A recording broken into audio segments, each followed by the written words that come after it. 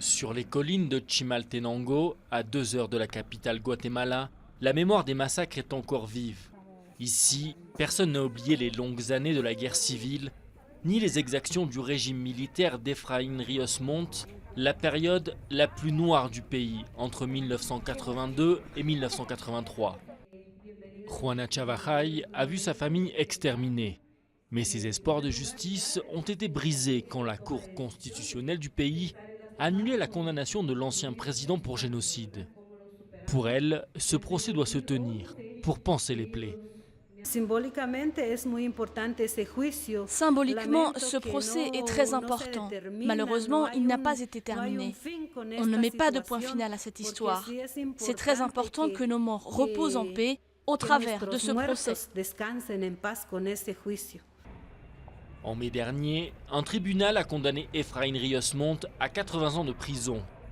Sous son régime de terreur, l'armée a massacré des communautés d'Indiens mayas de l'ethnie Ichil.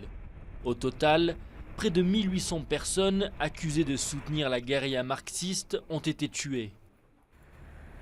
Lobbying pour ouvrir le procès et campagne d'information, les associations se sont battues pour que justice soit faite. La date d'un nouveau procès a rendu un peu d'espoir, mais les opposants sont nombreux. À commencer par le président lui-même, Otto Fernández Pérez Molina, qui nie qu'un génocide ait eu lieu. Mais les négationnistes doivent faire face à Claudia Paz y Paz, première femme procureure générale du pays depuis 2010. Elle est en première ligne dans le combat pour le jugement de l'ancien président. Pour les victimes, la possibilité d'être écoutées est fondamentale. Ça fait partie du processus de réparation. L'accès à la vérité et à la justice, ce sont deux droits fondamentaux des victimes.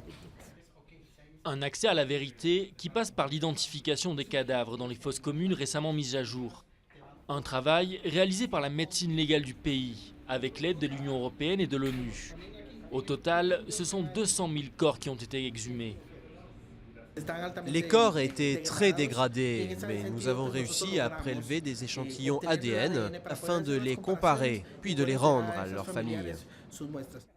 Des associations guatémaltèques et étrangères comme Amnesty International ont dénoncé une date trop tardive pour la réouverture du procès. Mais elles espèrent que rien ne viendra cette fois interrompre le cours de la justice.